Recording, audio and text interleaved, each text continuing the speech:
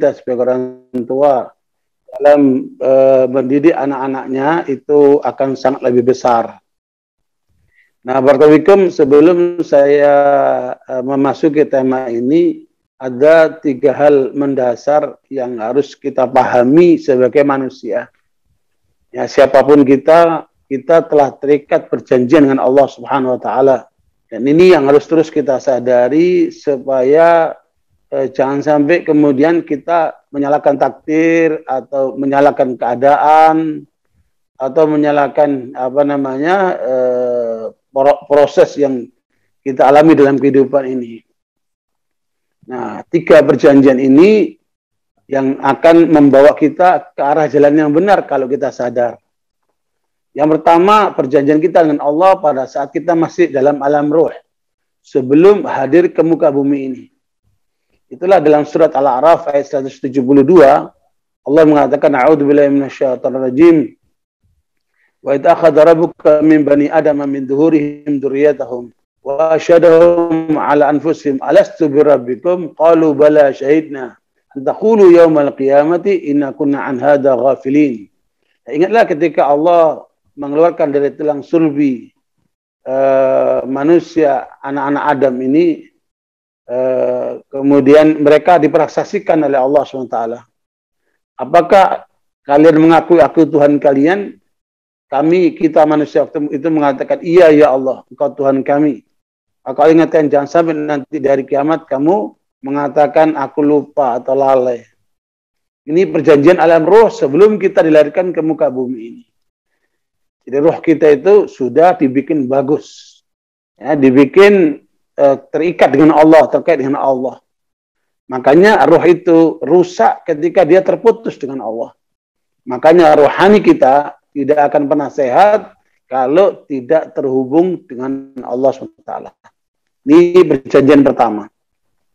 Perjanjian kedua, ketika dilahirkan ke muka bumi oleh orang tua kita, oleh ibu bapak kita. Ya, ketika dilahirkan di muka bumi, kita sebagai manusia, perjanjian kedua yaitu disebut dengan perjanjian alam fitrah.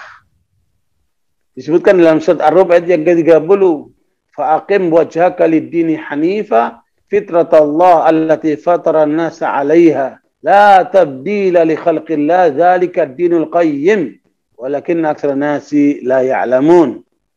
Ya, arahkan wajahmu di atas agama ini.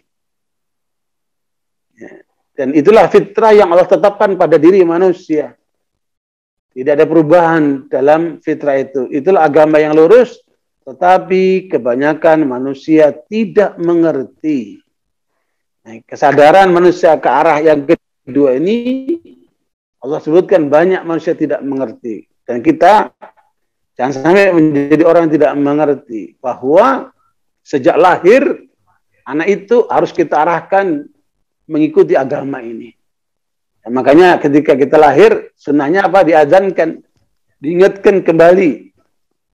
Karena kata Nabi, setiap anak ketika lahir itu menangis. Dan itu adalah gangguan dari jin.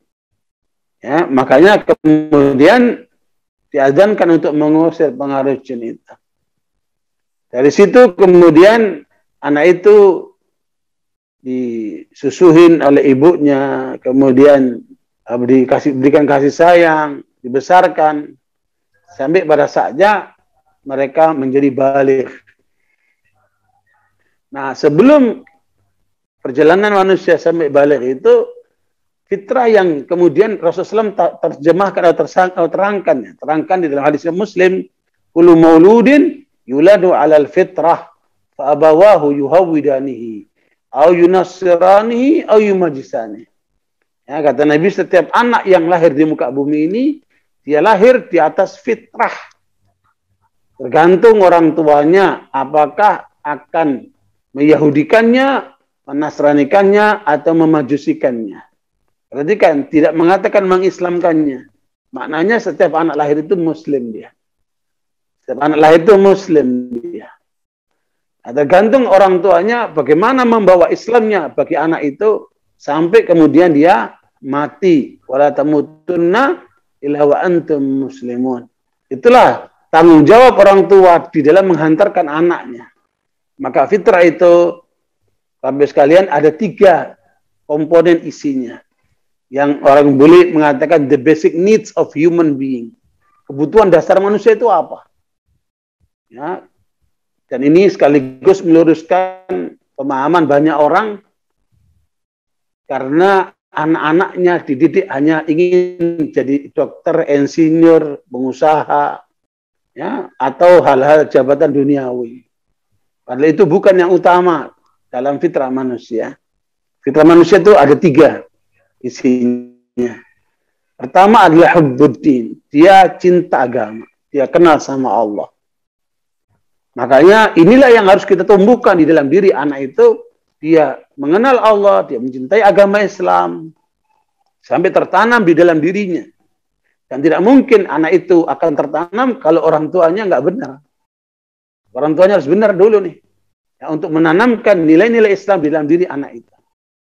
Baru yang kedua, fitrah yang kedua adalah dia hubbul hayat. Dia butuh hidup. Dia butuh sandang, pangan, papan. Dia butuh hidup. Makanya jangan sampai ada ibu-ibu, bapak-bapak, orang tua yang ketika anaknya pulang bawa rapot yang dilihat nilai apa? Matematika, fisika, kimia. Berarti orientasi orang tua ini sudah duniawi dia. Harusnya diperhatikan apa? Agamanya dulu.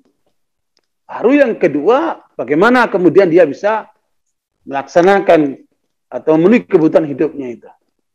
Itu yang kedua.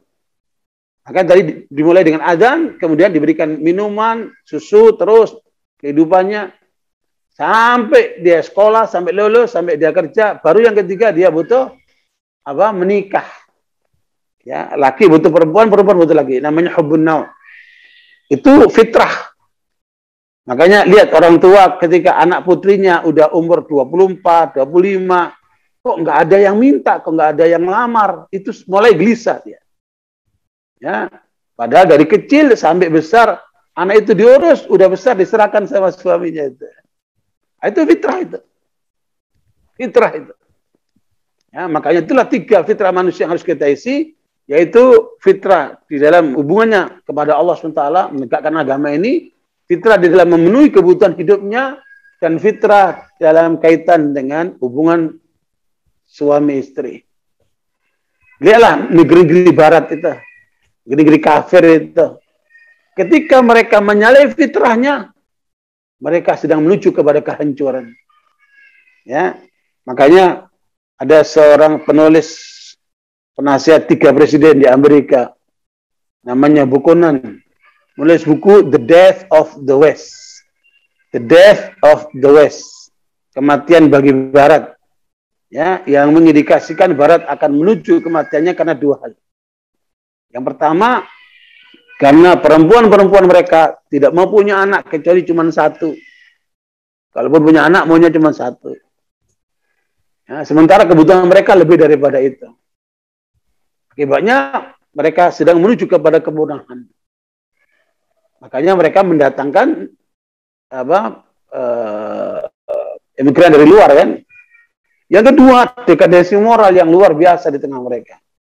Ya, saya merasakan hidup langsung dengan mereka, tahu bagaimana kehidupan mereka yang sedang menuju pada kehancuran itu. Karena banyak dari mereka sudah terputus sama Allah SWT.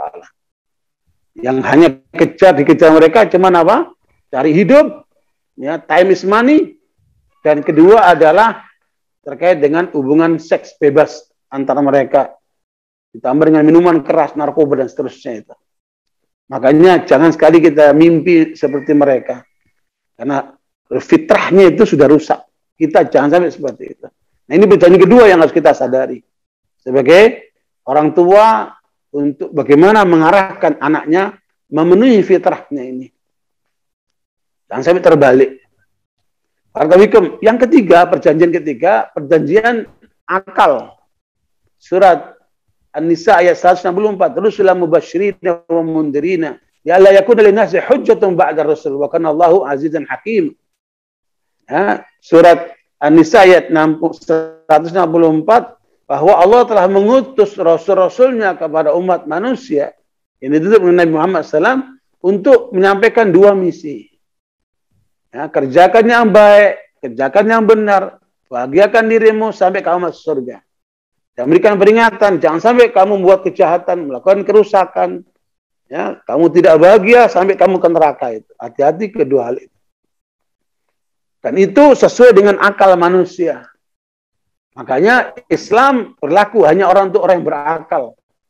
Yang nggak berakal nggak perlu berislam. Orang gila nggak perlu berislam. Orang apa yang sudah pikun sudah nggak perlu dia. Hanya mereka yang berakal. Dan itulah sejak mulai dia akil balik, baru dia mendapat tanggung jawab untuk menjalankan Islam. Barakallahu inilah 3 perjanjian sehingga kata Allah jangan sampai nanti mereka mengatakan, oh saya nggak tahu, oh saya nggak mengerti, oh saya nggak begini, nggak ada cerita. Ya, kalau kita perjanjian sama orang biasanya cuma 2 rangkap. Ini dibikin 3 rangkap. Jangan sampai kita kemudian lalai dengan perjanjian kepada Allah SWT. Dan inilah 3 hal yang selalu diingatkan oleh para ulama dalam mengkaji tauhid sebagai dasar yang paling utama yang harus kita pahami ya, sebagai manusia. Barakallahu. Sekarang kita masuk kepada tema bagaimana kemudian meningkatkan peran rumah untuk pendidikan anak-anak kita. Barakallahu sekalian, di dalam rumah itu ada siapa? Di dalam rumah itu ada siapa? Ada bapak, ada ibu. Kemudian ada anak-anak. Ya. Kemudian ada mungkin keluarga tambahan yang lainnya. Ya intinya ada bapak, ada ibu, ada anak situ kan. Makanya itu satu karunia yang Allah berikan kepada kita. Saya muqaddimah dengan 2 hal. Yang pertama itu merupakan karunia Allah SWT. Dalam surat An-Nahl ayat 72, Bapak Ibu perlu diketahui bahwa surat An-Nahl itu dikenal oleh para ulama ahli tafsir dengan surat nikmat-nikmat. Jadi kalau tadi kita dengar di awal sebelum pembukaan ini ada dibacakan surat Ar-Rahman, Allah ingatkan kembali, fabi ayyi ala'i rabbikuma tukadziban. Dan dalam surat An-Nahl itu di situ Allah ungkapkan nikmat-nikmat yang diberikan oleh manusia yang luar biasa. Termasuk nikmat berkeluarga. An-Nahl ayat 72. Allah katakan, wallahu ja'alakum min anfusikum azwaja wa ja'ala min azwajikum banina wa hafada wa razaqakum minat thayyibat dan seterusnya. Dalam ayat itu Allah katakan, dialah Allah yang menjadikan bagi dirimu wahai kaum lelaki pasangan-pasanganmu, istri-istrimu. Dari istrimu lah lahir anak dan cucumu.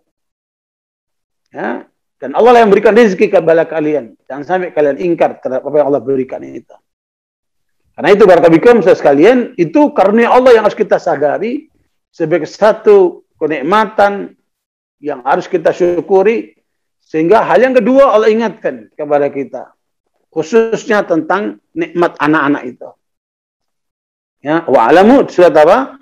Surat Al-Anfal ayat 28. Wa'alamu annama auladukum fitnah, ya.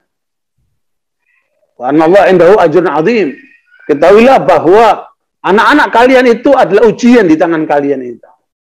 Jangan sampai kalian gagal mendidik anak-anak kalian. Itu ujian yang Allah berikan kepada kalian sebagai orang tuanya.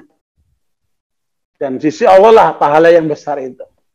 Jadi anak-anak kita itu merupakan ujian. Dan Bapak Ibu, kalau mau tahu betapa arti anak-anak itu begitu besar, dialah suami istri yang tidak dikaruniai oleh Allah anak itu.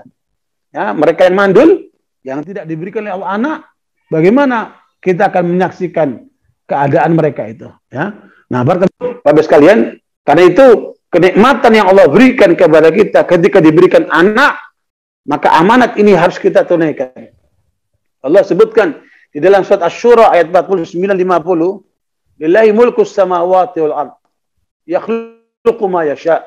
Yahabu liman yasha'u inatha wa yahabu liman yasha'u dzukura aw yuzawwijuhum dzukrana wa inatha wa yaj'alu man yasha'u aqima innahu alimun qadir.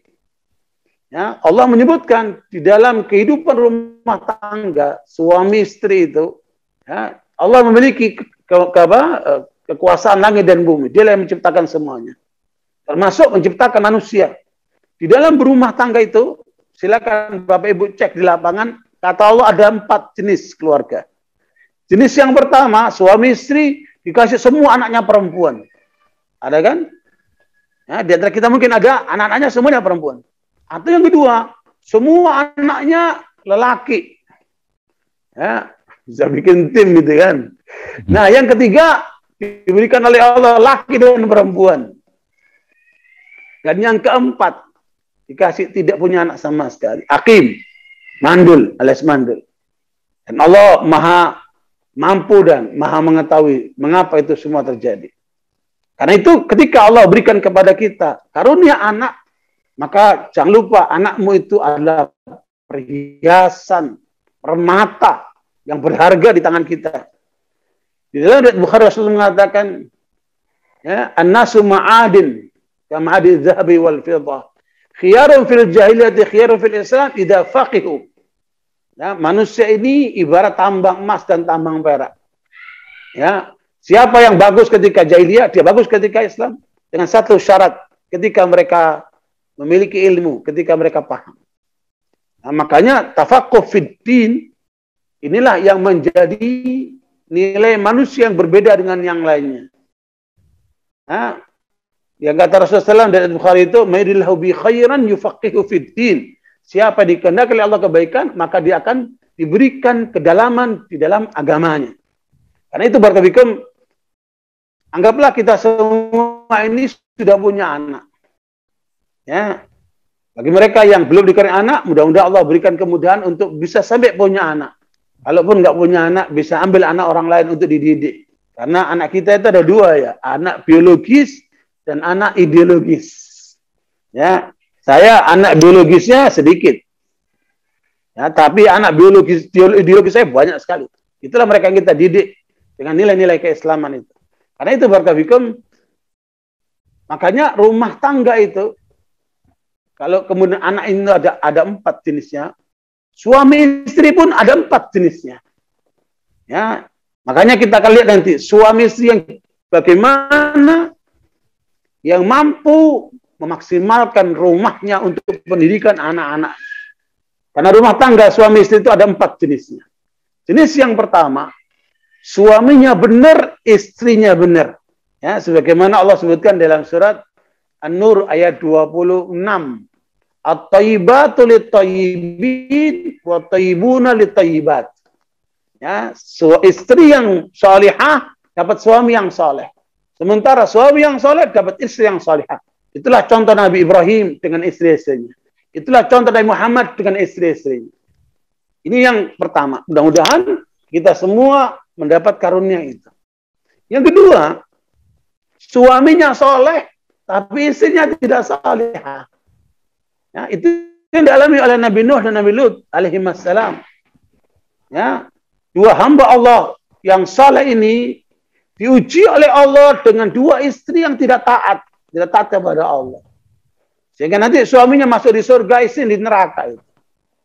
Makanya kenapa Nabi Nuh alaihissalam ketika mengajak putranya untuk naik perahu, dia tidak mau. Enggak, kayak aku akan naik gunung. Karena air bas yang sudah mulai besar, kata anak, aku naik gunung. Kenapa? Karena anak ini dididik oleh ibunya yang enggak benar itu. Maka hati-hati di dalam memilih pasangan. Jangan sembarangan milih pasangan. Hanya cuma lihat apa cantiknya saja. Karena Rasulullah SAW mengajarkan tungkahul mar'atu li arba. Istri perempuan dinikahi karena 4 sebab. Limaliha, wali jamaliha, wali nasabiha, wali diniha, fadfar bidzati dini taribat yadak. Bukhari Muslim itu Rasul mengatakan 4 tanda wanita itu salihah untuk pantas dinikahi. Nah, perhatikan kekayaannya, kecantikannya, keturunannya, dan agamanya. Tekankan agama, maka selamatlah rumah tanggamu. Makanya kata Al-Khwarizmi, dia punya teori bagus. Bagi saya, yang namanya harta itu bakal habis. 0 nilainya.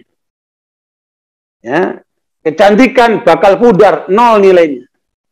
Keturunan bakal hanya sebatas di dunia. 0 nilainya. Tetapi yang keempat, itulah masalah agama. Nilainya 1. Kalau orang pertimbangannya, kekayaannya, kecantikannya, keturunan, baru agamanya, maka dapat nilai berapa dia?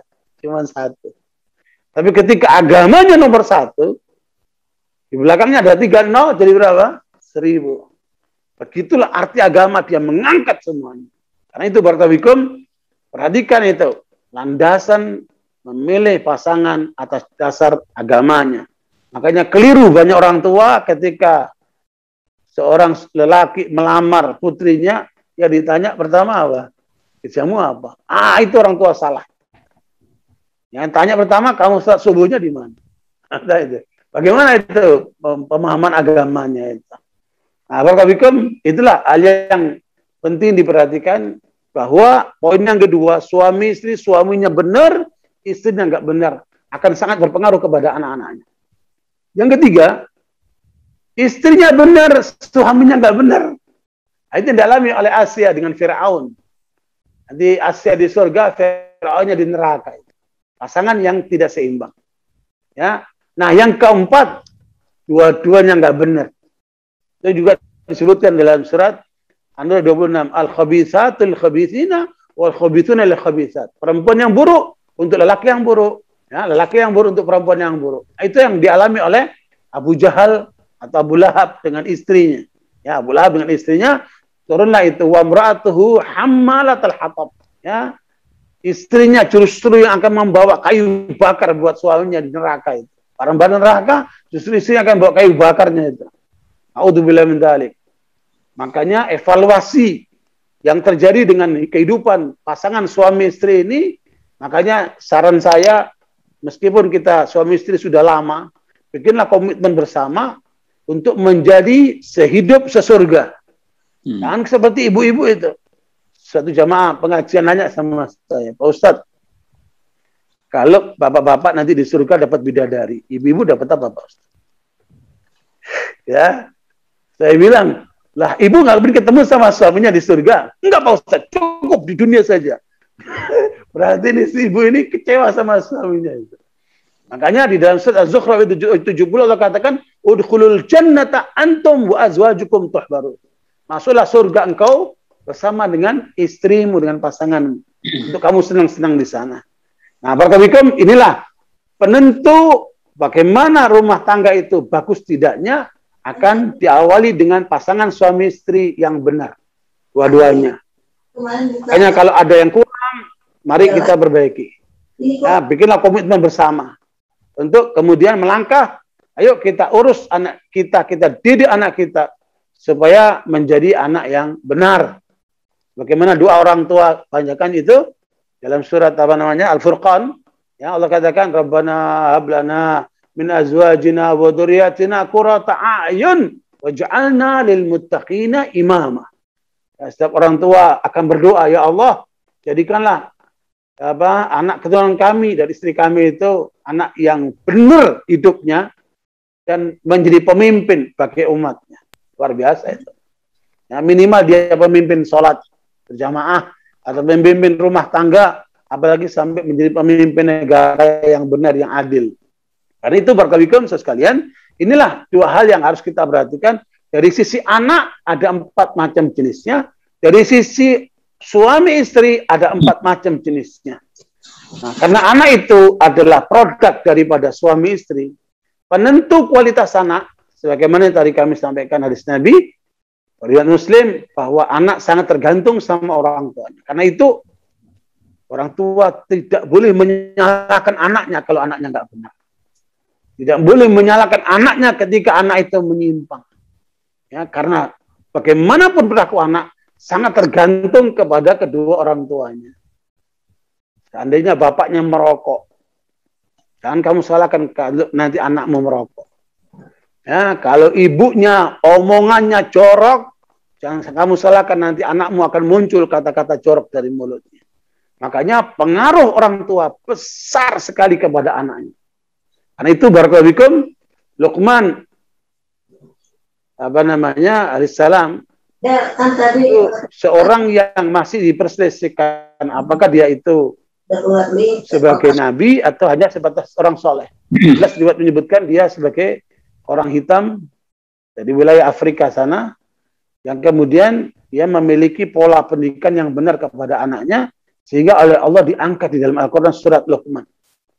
Ya, dari ayat 13 sampai ayat 19 itu merupakan satu pelajaran penting nasihat orang tua, nasihat Luqman kepada para orang tua itu. Ya, dari mulai tauhid sampai kepada akhlak yang mulia.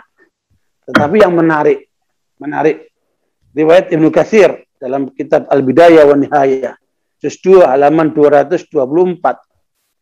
Luqman ditanya, "Wahai Luqman, apa caramu sampai kamu memperoleh kemuliaan disebutkan oleh Allah di dalam Al-Quran, sehingga kamu menjadi orang yang bijak?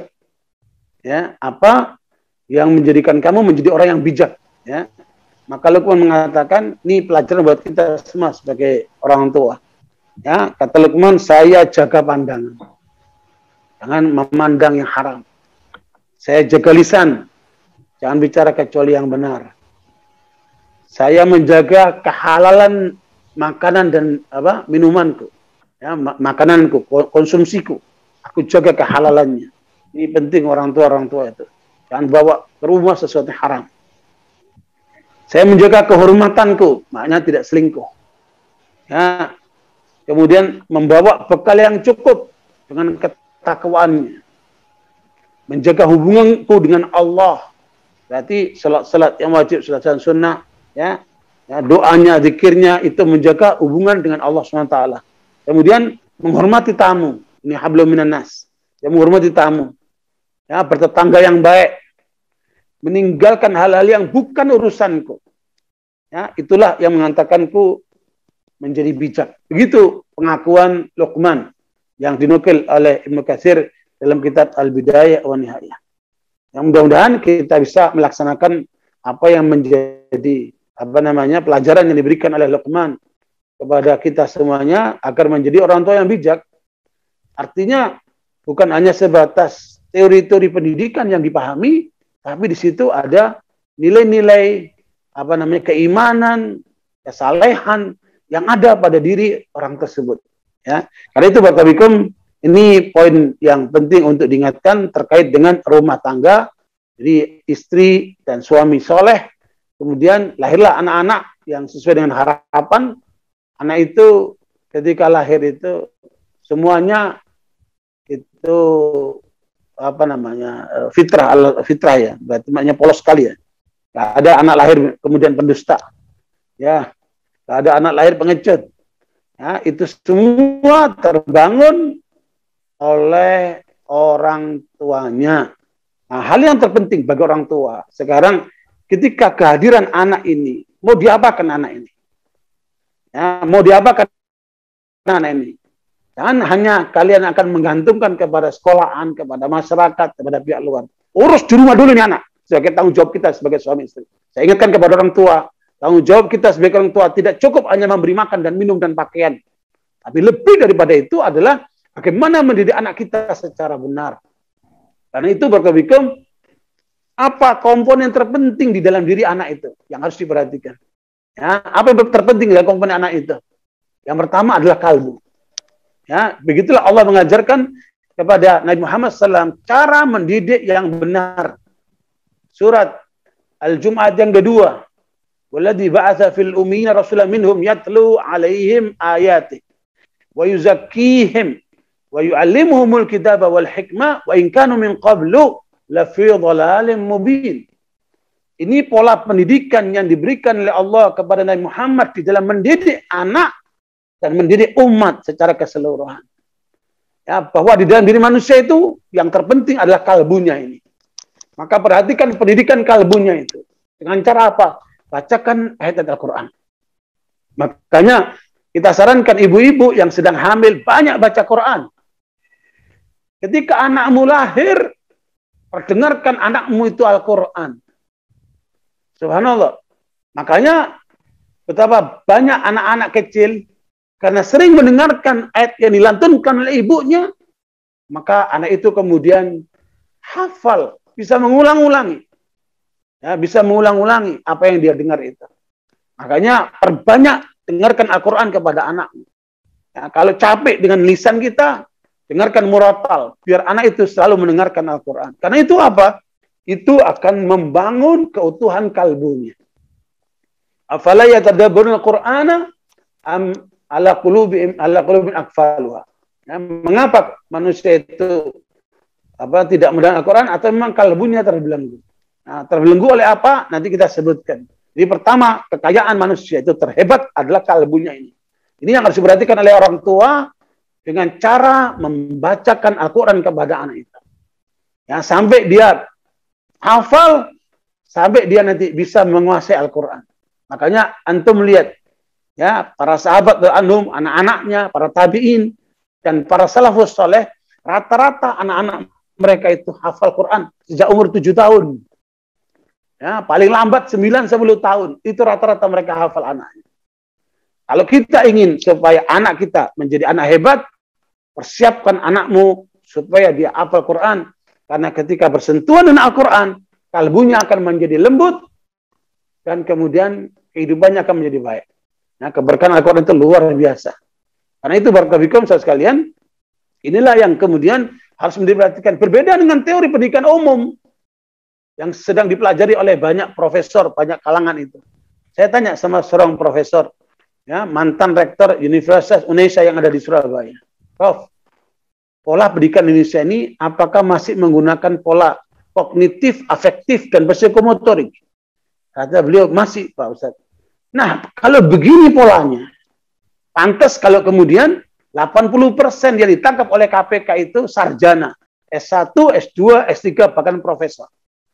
Karena yang ditekankan kepinteran, ya, bukan kebenaran. Lebih bagus kita mencari orang yang benar, apalagi pinter, ya, daripada orang pintar tapi nggak benar. Hanya isinya korupsi melulu itu kan. Nah itu, karena pola pendidikan kita itu kognitif, itu menekankan kemampuan otak, kemudian afektif itu perilaku, dan psikomotorik adalah motivasi. Kalau bahasa di sekolah-sekolah SD itu, ya, cerdas, terampil, bertakwa. Yang tulis di sekolah-sekolah itu, cerdas, terampil, bertakwa. Bertakwanya terakhir. Ini pendidikan yang salah menurut Al-Quran. Ya, konsep yang keliru yang harus kita perbaiki. Makanya fokuskan ke dalam pendidikan kalbu dan perhatikan kalbu anakmu, jangan sampai rusak. Ya, apalagi dirusak oleh HP, dirusak oleh televisi, dirusak oleh film. Ya, karena kalbu ini dia akan dipengaruhi oleh mata, telinga, dan lisan. Makanya di Al-Quran itu selalu diungkapkan itu. Inna sam'a wal basara wal fuada kullu ulaika kana anu mas'ula. Ya. Jadi masalah mata itu adalah alat untuk menuju kepada kalbu, dan dari situlah setan banyak masuk. Makanya harus kita perhatikan itu pandangan anak kita supaya tidak merusak kalbunya, dan kemudian telinganya, ya, jangan sampai dia mendengarkan sesuatu yang rusak nanti akan merusak kalbunya. Jadi itu Bapak Ibu sekalian yang harus diperhatikan pada diri anak itu, dia memiliki kekayaan yang luar biasa namanya kalbu. Ada 5 penghalang kalbu itu sehingga menjadi rusak. Yang ini harus kita jauhkan dari anak kita. Nah, sebelum kita bicara lebih jauh, ini hal yang terpenting harus kita sadari. Allah menyebutkan 5 hal yang merusak kalbu manusia. Yang pertama adalah kemusyrikan. Silakan nanti, kalau nanti waktunya agak pendek begini, silakan nanti dilihat sendiri ya, surat Al-Imran 151 terkait dengan sanulqi fi qulubil ladzina kafaru ru'ba bima asyraku billah. Orang kafir itu rusak kalbunya disebabkan mereka syirik kepada Allah Subhanahu. Yang kedua, penyakit kedua adalah kemunafikan. Surat Al-Baqarah ayat 10, fi qulubihim maradun fazadahumullahu marada. Jangan sampai anak kita kena penyakit kemunafikan.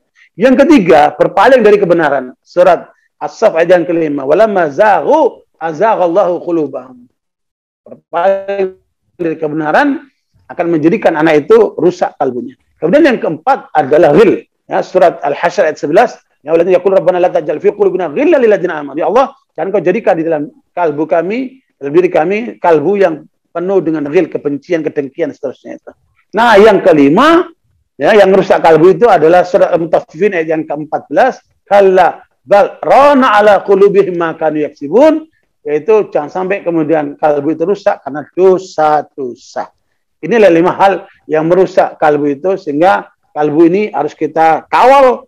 Anak-anak kita kawal, dan tandanya itu apa?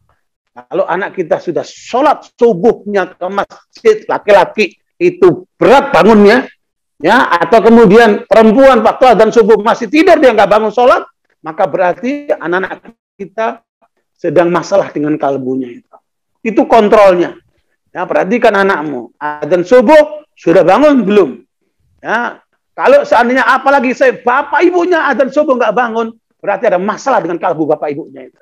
Kan berharap kamu akan bagus anakmu kalau orang tuanya tidak bagus. Makanya harus dimulai dari orang tuanya dulu. Untuk kemudian kita arahkan anak kita sesuai dengan apa yang kita pahami untuk supaya kalbunya utuh. Itu yang pertama. Yang kedua, memperbaiki jiwanya. Ya, di dalam manusia ada jiwa. Dalam dunia psikologi itu jiwa itu termasuk akal, padahal beda. Ya, Dr. Ahmad Karzun membuat satu tulisan disertasi doktor tentang perbandingan jiwa Al-Quran dan ilmu pengetahuan modern termasuk psikologi. Dua hal yang sangat berbeda. Jiwa itu adalah perpaduan antara roh dan badan. Ya, jiwa itu perpaduan antara roh dan badan, dan jiwa inilah yang kemudian memiliki karakter-karakter itu. Ya, karakter-karakter itu wadafsi wa masawaha falhamaha fujuraha wa taqwaha qad aflaha man zakkaha. Jadi pahami anak itu dengan segala macam karakter yang ada di dalam dirinya. Nah, makanya beruntung orang yang mensucikan jiwanya dari karakter yang buruk, ya, dan rugilah orang yang merusak dirinya dengan karakter yang buruk. Makanya orang tua harus memahami karakter anak itu. Dan karakter ini, Bapak Ibu sekalian, itu membangunnya bukan gampang. Dia butuh minimal 40 kali. Ini hasil penelitiannya. Untuk menanamkan satu karakter bagus pada anak butuh 40 kali pembiasaan. Umpamanya orang tua melihat anaknya kalau minum makan tangan kanan, sudah benar tuh.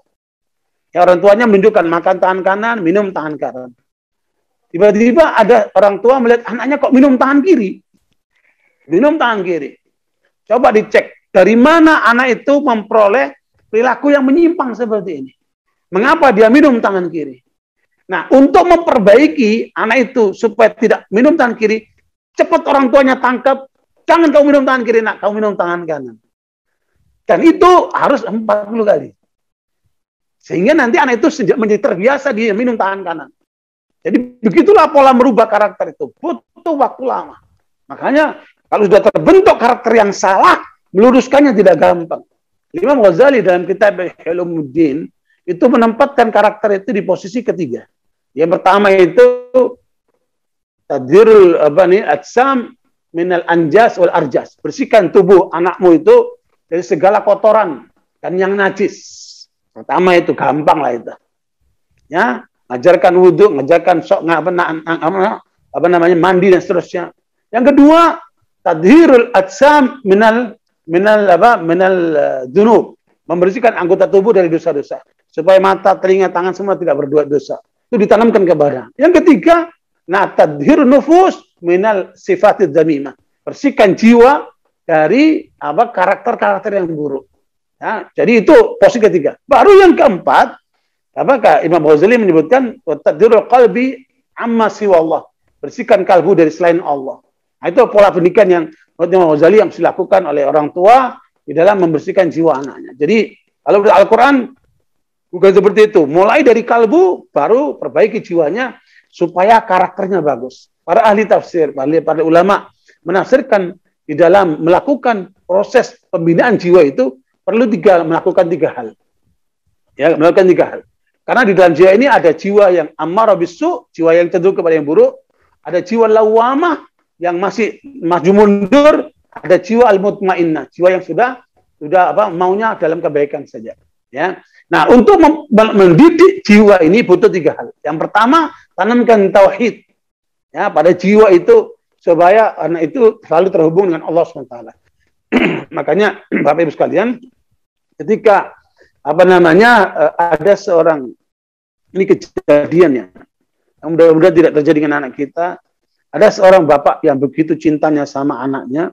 Sejak SD bapak ini menghantar jemput anaknya sampai SMP pakai jilbab, diantarkan jemput, SMA sampai kuliah diantar jemput sama bapaknya. Satu kali pagi dia nganter, sore jam 4 dia jemput pulang dari tempat kuliahnya. Satu kali dosen tidak ada di kampus itu, ya, sehingga terjadi kekosongan Rupanya perempuan anaknya bapak ini dirayu oleh temannya, ayo kita jalan-jalan karena nggak ada kuliah, ya kita minum-minum apa. Rupanya rayuan laki ini diterima oleh putrinya ini, keluarlah mereka jalan-jalan. Kemudian rupanya laki ini punya niat yang buruk kepada perempuan ini. Kemudian dia merayu lagi, kalau di Jakarta panas kita naik ke jalan-jalan aja ke ke puncak, kita minum-minum di sana, kata si laki ini. Kemudian awas loh, jangan nanti aku dijemput bapakku jam 4, kata si anaknya. Dia nggak apa-apa, jam 4 sudah kita di kampus. Berangkatlah mereka ke puncak. Dirayu-rayu tengah jalan, akhirnya masuklah mereka di puncak itu di satu hotel, ya, dan sampai terjadi perzinahan antara keduanya. Bapaknya tidak tahu. Bapaknya tahunya cuma anaknya itu kuliah di kampus. Ya, kemudian setelah mereka selesai di puncak itu, karena mengejar waktu jam 4, rupanya sudah terlambat. Sehingga mereka dari puncak itu jalan kenceng sekali untuk mengejar supaya di kampus itu sampai jam 4. Ternyata di tengah jalan kecelakaan mereka, anaknya bapak ini meninggal dunia, tetapi lakinya itu mengalami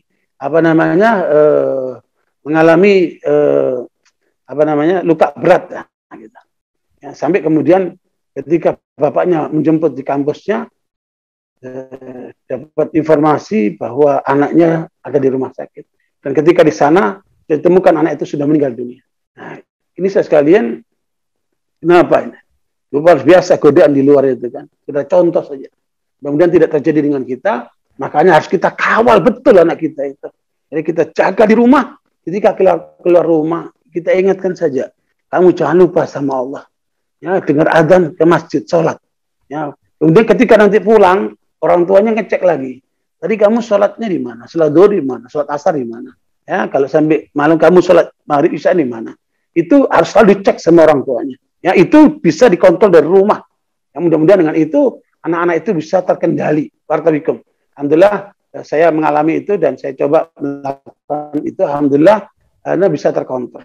Nah, barakallahu sekalian, ini poin yang kedua. Jiwa adalah merupakan poin yang harus diperhatikan dalam pendidikan anak. Yang ketiga adalah akal.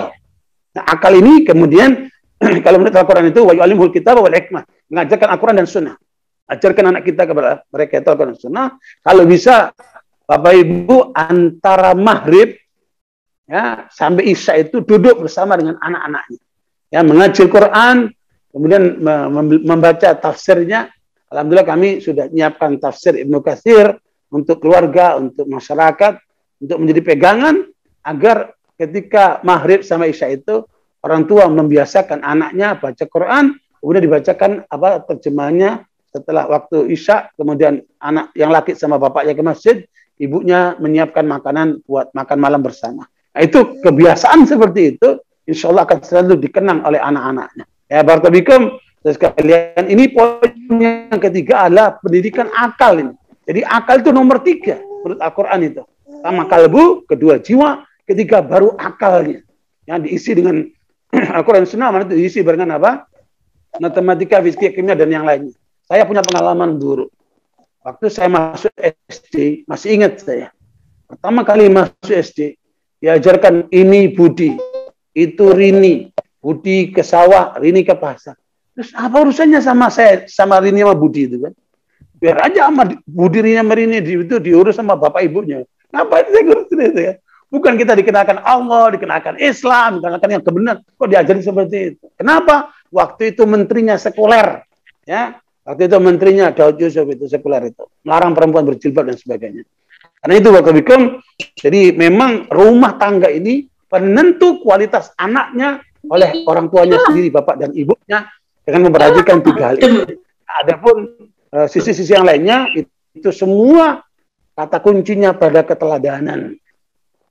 Kalau bapak ibunya memberikan keteladanan untuk selalu disiplin, ya, keteladanan untuk bicara yang benar dengan cara yang lembut, ya, memberikan contoh dalam hubungan suami istri, tidak mudah untuk berantem, tapi penuh dengan kasih sayang, ya, membiasakan dialog sama anaknya, ya, bersikap dengan wajar, ya, dan itu semua akan berpengaruh pada jiwa anak itu. Ya, saya masih ingat anak-anak yang sudah besar itu, mereka menceritakan bagaimana ketika mereka kecil itu kita ajarkan kalau jalan-jalan pakai motor, ya keliling sekitar rumah, sambil saya bacakan zikir. Allahumma antas salam wa minkas salam, tabarakta ya dzal jalali wal ikram. Karena itu zikir kedamaian. Anak-anak itu hafal. Saya besar pun mereka hafal. Itu harus menjadi contoh, dicontohkan kepada anak-anaknya. Ya, begitulah menjaga sholat tepat waktu, kemudian makan dengan tangan kanan, tidak berdiri, ya, perilaku yang benar, menghormat sama tamu, ya, begitulah seterusnya. Perilaku-perilaku di rumah itu, ya, bukan sekedar hanya membaca buku, tapi kemudian lebih daripada itu memberikan percontohan keteladanan. Nah, kemudian di rumah juga perlu perbanyak buku-buku untuk menjadi bahan bacaan anak-anak kita, sehingga kita minta mereka untuk membaca buku itu, kemudian kita diskusikan apa isi buku itu untuk menambah wawasan mereka. Saya kira hal-hal semacam itu penting untuk dihadirkan dalam kehidupan berumah tangga, sehingga anak-anak kita itu mereka dipenuhi dengan kehidupan yang penuh dengan ilmu, ya. Ilmu sekaligus amal-amal soleh. Ya, karena memang dasar kita menjadi benar itu sumbernya cuma dua, ilmu dan amal soleh. Nah, kembali kepada masalah akal, Ibnu Qayyim dalam kitab Miftah dari Sa'adah menyebutkan akal manusia itu dia butuh 8 hal. 4 terkait akhirat, 4 terkait dunia. Ya, insya Allah ini akan menjadi penting untuk kita ingat-ingat semuanya sebagai Bapak Ibu. Yang pertama, akal ini harus dikenalkan tentang surga. Ya, dan itu nggak mungkin kecuali lewat Al-Quran dan Sunnah. Karena yang lainnya nggak tahu surga itu. Ya, karena surga itu ciptaan Allah dan Rasulullah SAW di Isra Mi'rajkan sampai melihat surga itu. Ya, makanya kata Nabi, kalau kalian melihat apa yang aku lihat, kalian akan banyak menangis. Ya, Barakallahu saya sekalian. Nah itu surga inilah yang harus kita pahami menurut Al-Quran dan Sunnah. Saya punya kajian khusus untuk surga dan jalan surga. Jamaahnya banyak sekali. Ya, karena ini udah setahun lebih membahas itu, luar biasa penjelasan tentang surga dalam Al-Quran dan Sunnah itu, dan ini akan menjadikan kita rindu untuk menuju surga. Ya. Yang kedua, jalan-jalan menuju surga. Apa saja yang menghantarkan manusia akan menuju surga. Dan itu kejelasan banyak sekali di Al-Quran maupun dalam hadis Nabi SAW. Itu adalah wilayah yang terus kita dalami supaya kita bisa mengamalkannya. Adapun yang ketiga, kenali dengan akal kita lewat tentang neraka. Penjelasan Allah di Al-Quran dan Sunnah itu tentang neraka itu banyak sekali. Ya, kemudian yang keempat adalah jalan-jalan menuju neraka, ya, supaya kita bisa menghindarinya. Nah, adapun tentang dunia ada 4. Yang pertama terkait dengan orang yang sukses. Coba kita pelajari orang sukses itu. Sukses duniawi, rata-rata mereka itu profesional, rata-rata mereka disiplin, rata-rata mereka pekerja keras, rata-rata mereka pandai menabung, dan seterusnya dan seterusnya. Ya, itu menjadi pelajaran buat kita yang berakal ini. Makanya motivator-motivator di Indonesia itu lebih nilainya dari para ustadz. Ya. Seorang motivator sekali bicara 1 jam 70 juta. Karena mereka dinilai secara profesional, kan? Kenapa? Karena mereka hanya mengajarkan satu, bagaimana sukses secara duniawi. Itulah yang saya kalau para motivator. Tidak lebih daripada itu. Itu pun baru masih teori, kan? Nah itu. Pertama, bagaimana untuk jadi sukses. Kedua, jalan-jalan menuju sukses. Apakah lewat bisnis, apakah lewat investasi, apakah lewat menjadi profesional, ya, konsultan, atau menjadi dosen atau apa. Itu jalan-jalan menuju kesuksesan itu. Nah, yang keempat, yang ketiga adalah tentang kegagalan. Lihatlah orang-orang yang gagal itu. Mengapa mereka gagal? Mungkin malas, mungkin pembohong, mungkin tidak disiplin, mungkin macam-macam yang kita temui mereka. Termasuk paling banyak mereka gagal itu karena mereka tidak bakti kepada orang tuanya. Ya. Nah, kemudian yang keempat adalah tentang orang-orang yang gagal ini. Jalan-jalan menuju kegagalannya. Mereka mengapa gagal itu. Jadi tentang kegagalan dan jalan menuju kegagalan. Jadi 4 tentang akhirat dan 4 tentang dunia. Kalau pikiran kita mengarah kepada 8 hal ini, insya Allah pikiran kita akan utuh, tinggal kita perkaya dengan pandangan-pandangan, pendapat-pendapat, dan termasuk diantaranya adalah pengalaman-pengalaman hidup dari kita sendiri maupun orang lain. Insya Allah dengan cara itu kita akan sangat banyak mendapat kekayaan, ya, karena kalau lihat buku itu jutaan jumlahnya. Ya, saya pernah menjadi kepala pustakaan di Libya, hampir 15 tahun, ya 13 tahun, 15 tahun. Itu pagi kerja, baca buku, sore balik atau kerja 2 kali, pagi sampai malam. Ya, 2 sesi. Ya, itu kerja dan baca tahu digaji gitu kan. Tapi di situ teori melulu. Makanya saya pergi ke Australia, pergi ke dakwah dari Irian sampai Aceh itu mencari pengalaman di lapangan. Jadi antara teori dan praktek, sains dan solen ini dua hal yang memang harus kita miliki supaya kita menjadi kaya dalam meniti kehidupan ini, termasuk bagaimana nanti mengarahkan anak-anak kita supaya benar. Terakhir, teori yang diberikan oleh Hasan al-Basri di dalam mendidik anak di rumah. Jadi saya merasa dulu sebelum dapat teori ini, saya merasa banyak hal yang memang sulit sebagai orang tua di dalam mendidik anak. Tetapi setelah saya mendapatkan teori ini, saya menemukan banyak kemudahan. Mudah-mudahan ini bisa berbagi kepada semuanya. Coba nanti dipraktekkan teori Hasan al-Basri ini. Jadi kata Hasan al-Basri, anak itu dari mulai 0 lahir sampai umur 7 tahun rajakan dia. Makanya jangan pernah ditakut-takuti anak. Ada polisi tuh makan. Ada setan tuh makan. Nah, jangan, Bu. Nanti anakmu jadi penakut kita.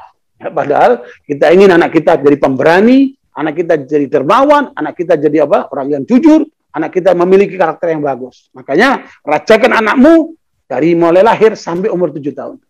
Itu bahasa Hasan al-Basri. Ya.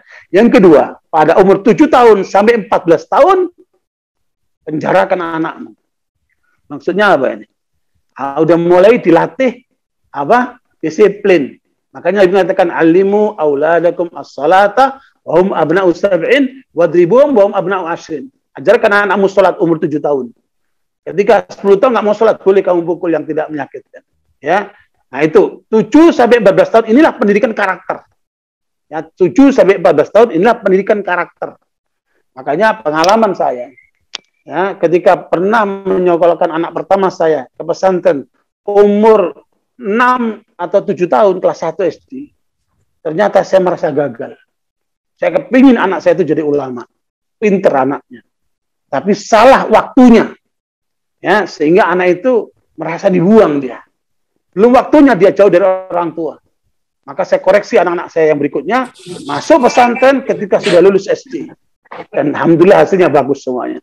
Makanya saya sarankan Bapak Ibu, kalau menyekolahkan anak pesantren, tunggu lulus SD. Karena anak itu masih butuh pendampingan orang tuanya, sehingga ketika nanti masuk SMP, mereka sudah bisa mandiri, sudah bisa dilepas di sekolahannya itu. Ya. Nah, karena dia merasa cukup dengan kasih sayang dan perhatian orang tuanya. Nah, barakallahu, jadi umur 7 tahun sampai 14 tahun, itulah masa pendidikan karakter. Dan jangan salah. Ya, jangan salah, karena di sini akan menentukan kualitas anak itu. Umur 14 tahun ke atas, jadikan anakmu itu kawan, partner. Sudah nggak bisa dipaksa-paksa lagi. Ini ibu-ibu yang suka maksa anaknya nih. Kalau dia udah besar nih, kamu harus begini, kamu harus begini. Itu sudah nggak bisa. Anak itu sudah punya karakter. Dia harus dihormati kepribadiannya. Ya, makanya perlu untuk Bapak Ibu supaya memberikan motivasi kepada anaknya, dialog dengan anaknya. Kalau ada masalah, bagaimana cara memecahkannya?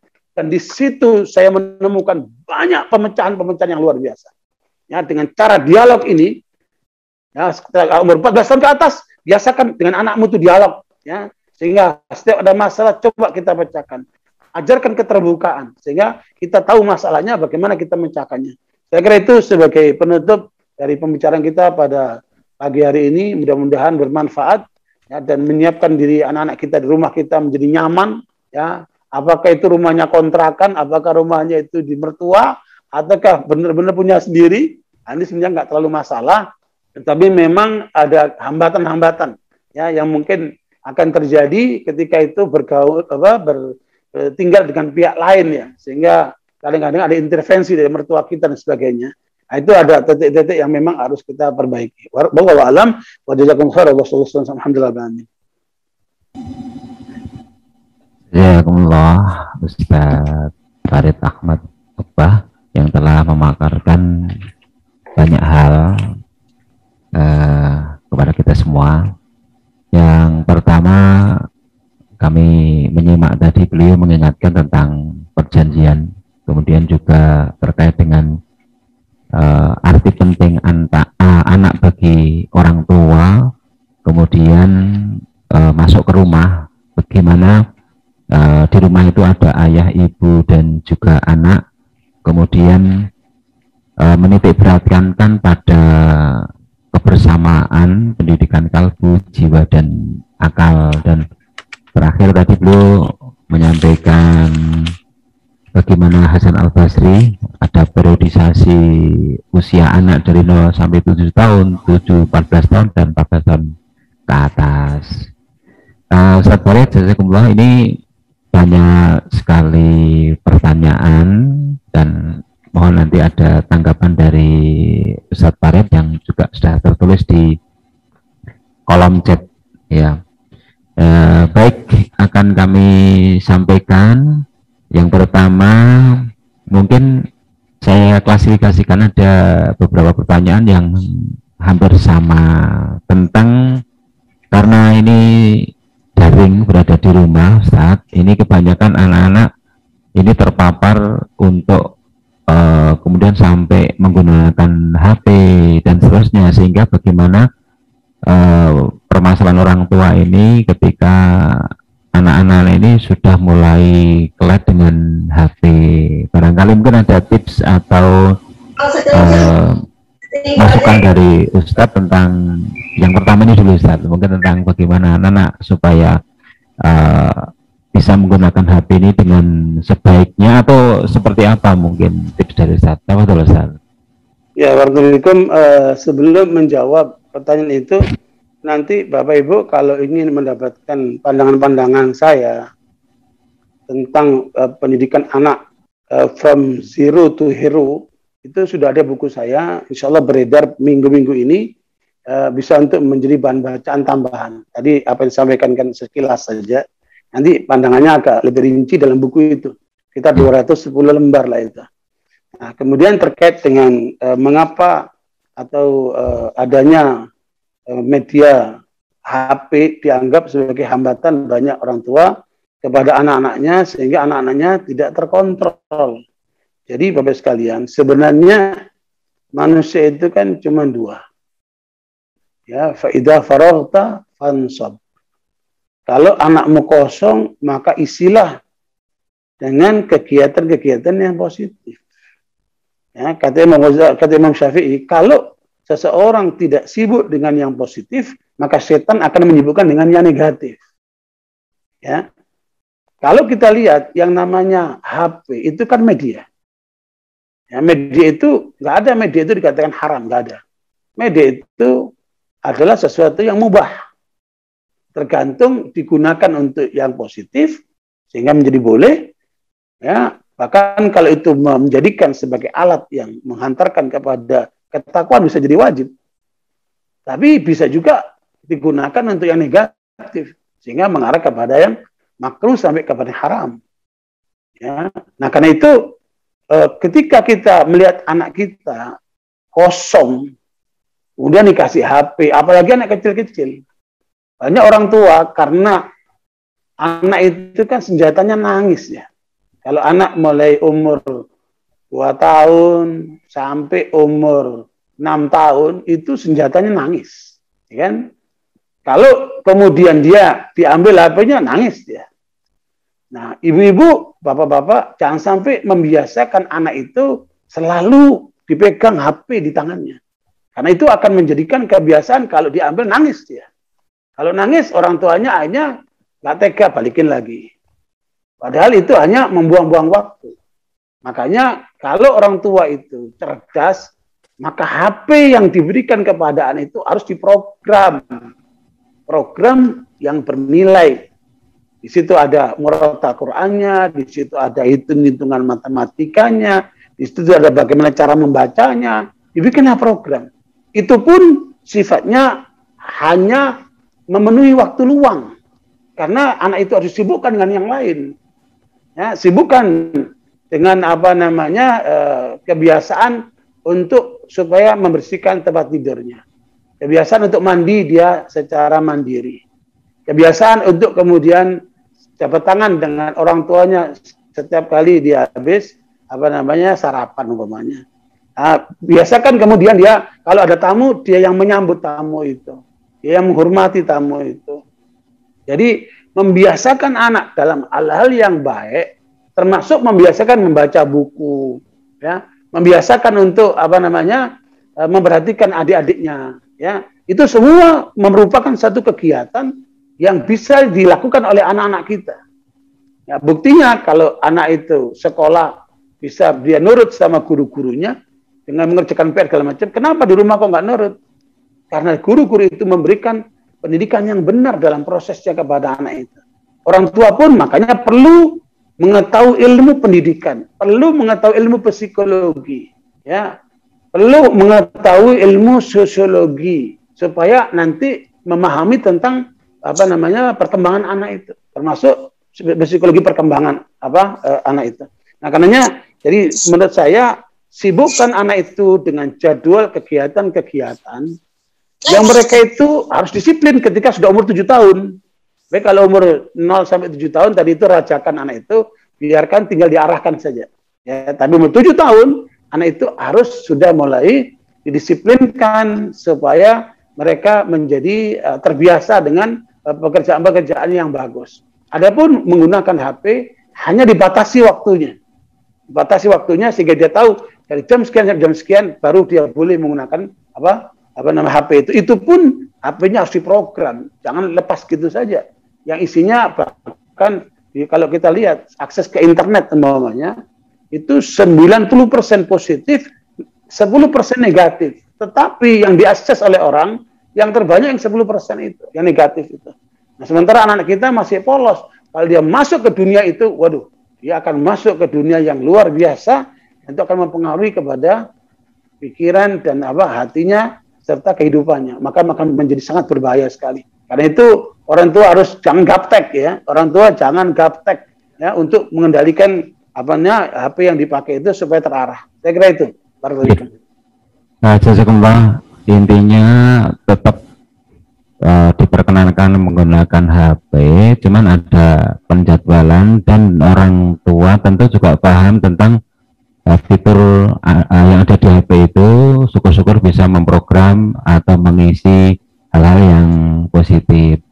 Nah, kemudian untuk ini pertanyaan dari Bu Laili Hidayah ini, Assalamualaikum Ustaz, Afan mau tanya untuk anak usia 1, 7 sampai 14 dan seterusnya itu juga untuk laki-laki dan perempuan satu gitu. Oke, mungkin langsung ditanggapi dulu Ustaz. Ya, barakallahu, memang laki dan perempuan di hadapan Allah sama. Dan tidak boleh orang tua membedakan laki dan perempuan dari sisi gender ya. Dia berbeda dari sisi tanggung jawab dan postur tubuhnya. Ya, makanya pola pendidikan laki dan perempuan pasti akan beda. Perempuan akan banyak ngikuti pola ibunya.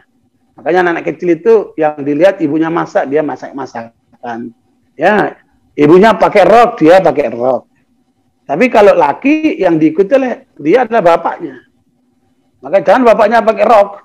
Nanti anaknya jadi apa? Jadi bingung ini. Jadi banci nanti anak itu. Maka laki akan ngikuti bapaknya. Anak akan ngikuti ibunya.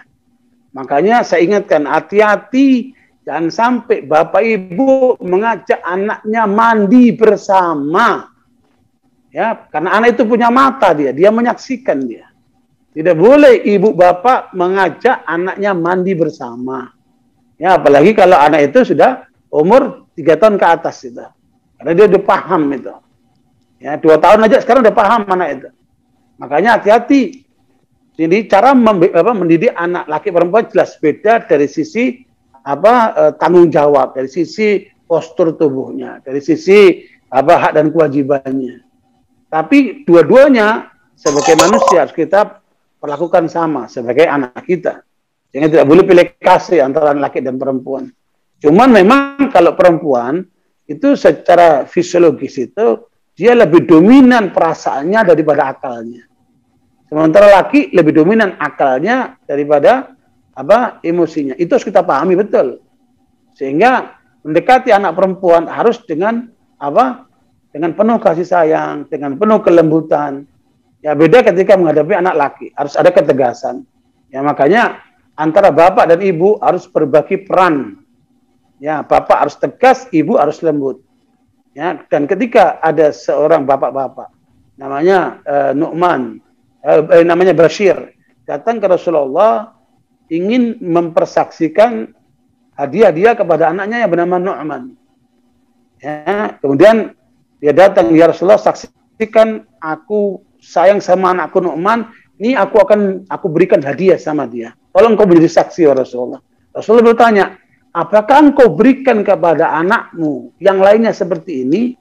Maka jawabnya tidak ya Rasulullah. Makanya kata Nabi, aku tidak mau menyaksikan sesuatu yang tidak benar, yang tidak adil. Maka Nabi tidak mempersaksikan. Makanya sikap orang tua kepada anaknya harus adil, ya, dan sikap mereka harus tahu bagaimana menyikapi yang perempuan, bagaimana menyikapi laki, karena perempuan lebih cenderung kepada kelembutan, karena dia lebih emosional daripada rasionalnya, sementara laki lebih rasional daripada emosionalnya.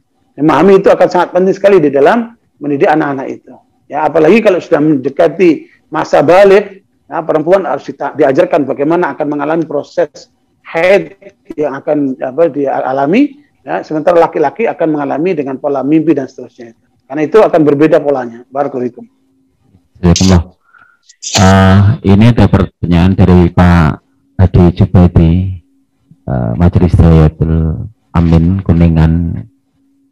Pada intinya beliau menanyakan orang tua yang dididik anak gerusa-gerusa ya untuk ikut maunya orang tua tanpa sinergi dengan dunia anak, apalagi yang remaja.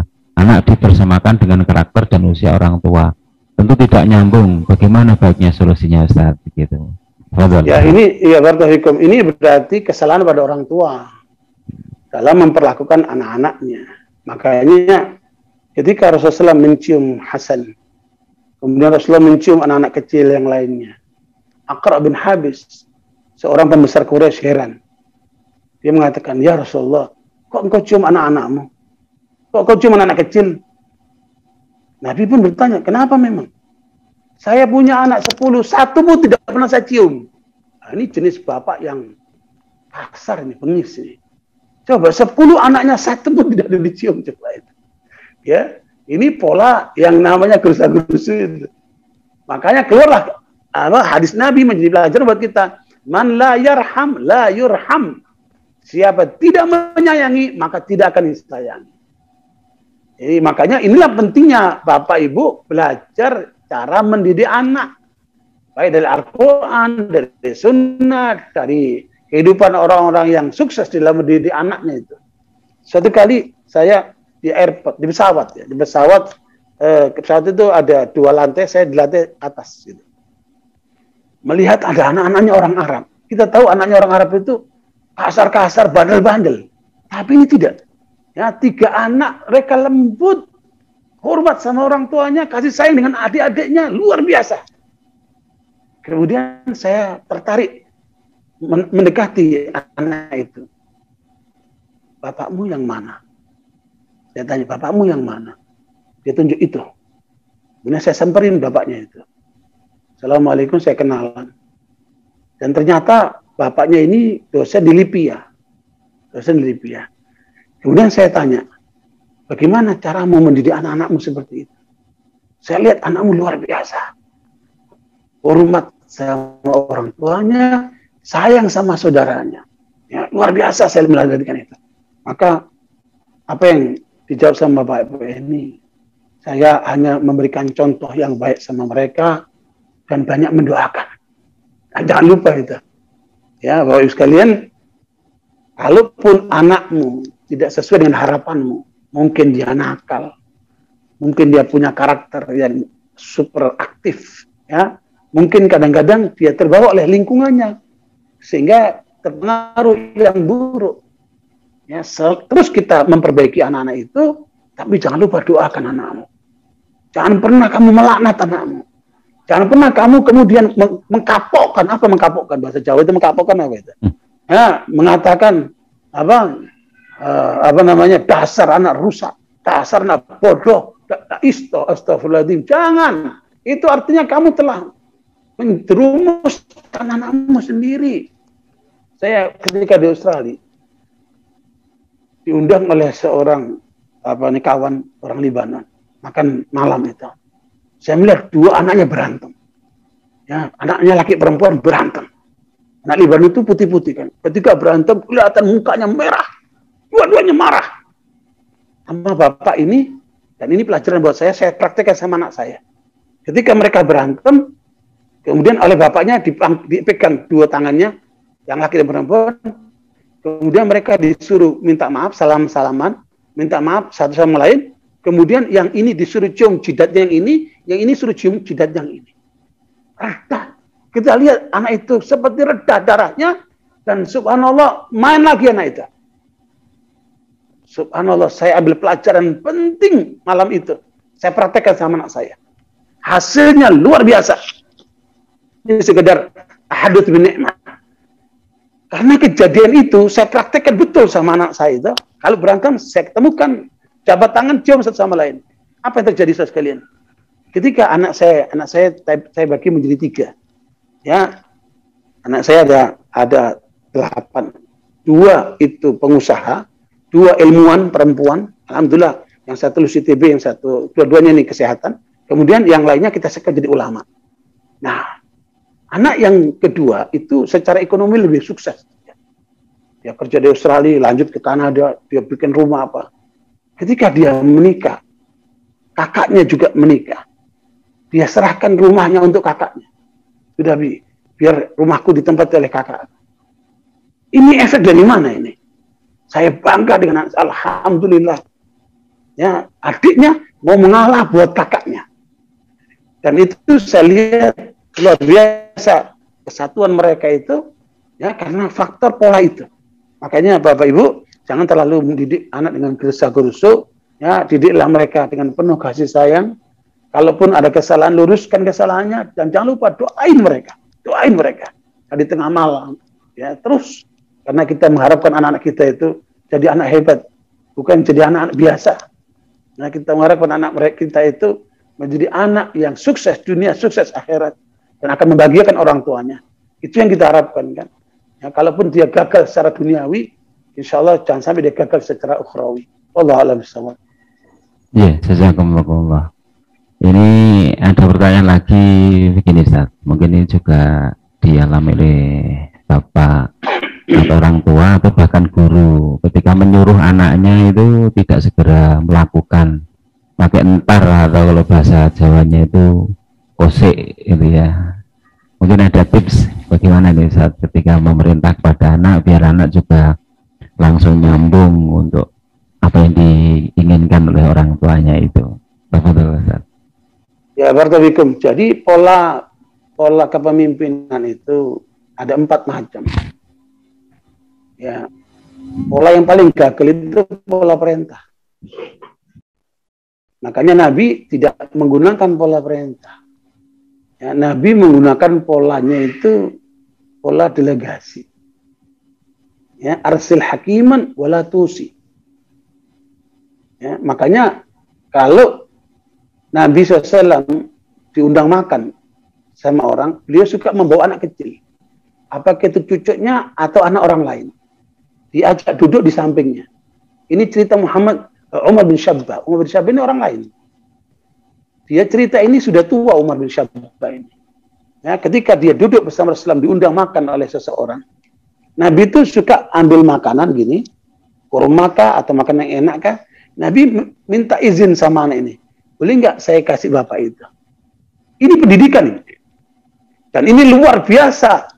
Ya, dilihat oleh semua orang itu. Yang dirasakan oleh anak itu. Anak Umar bin Syabbah ini cerita sudah tua dia. Bagaimana Nabi mengajarkan? Boleh nggak kamu izinkan aku ngasih bapak itu? Ya, kalau nggak boleh Nabi kasih. Ya, subhanallah itu. Kemudian satu kali Umar bin Syabbah ini cerita, saya melihat ada makanan enak yang di depan jauh.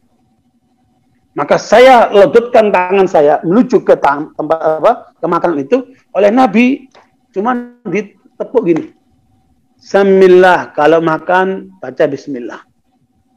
Ya, kemudian kata Rasulullah, wakul mimma yalik, wakul biyaminik, wakul mimma yalik, makan dengan tanganmu dan makan yang di depanmu. Jangan kamu ngelotot-ngelotot seperti itu. Sejak itu sampai dia tua tidak pernah mengambil makanan yang jauh-jauh. Jadi makanan di depannya. Inilah arti pendidikan itu. Jadi makanya kalau bapak ibu ingin memerintahkan kepada anaknya, jangan hanya sebatas kerjakan ini, kerjakan itu. Itu cara yang paling rendah. Tapi coba contohkan, coba, ayo kita kerjain ini yuk, begini caranya. Coba nanti lanjutkan. Coba kalau kamu mau kerja mungkin. Jadi memang harus contohin, memang anak itu harus dibawa gitu. Supaya jangan terbiasa nyuruh-nyuruh. Ini banyak orang tuanya ini memang mungkin terlalu capek ya, mungkin dia mau gampang, mainnya perintah mentam dulu.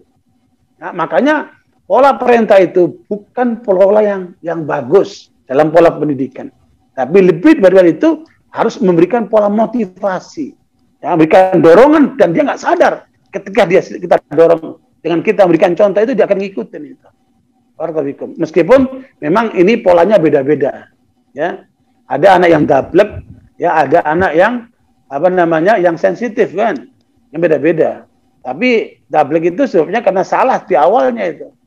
Ya, makanya kalau kemudian diperintahkan dia nggak nurut, yang nggak jalankan, maka ada punishment, ada hukuman.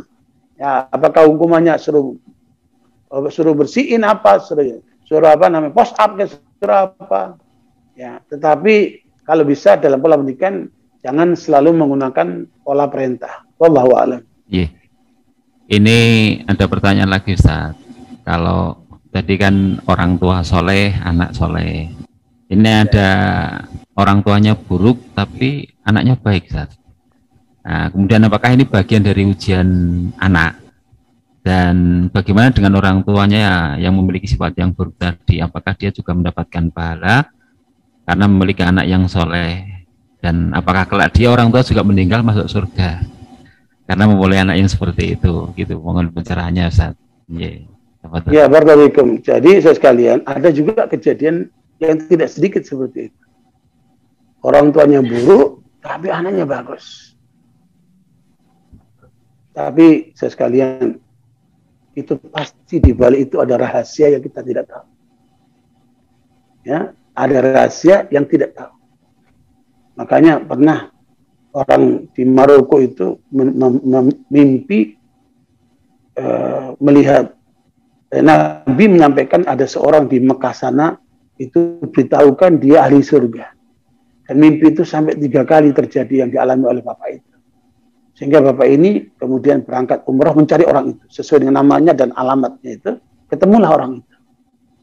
Kemudian ditanya, aku memimpi melihat ketemu Rasulullah dan menyampaikan kau itu bakal masuk surga.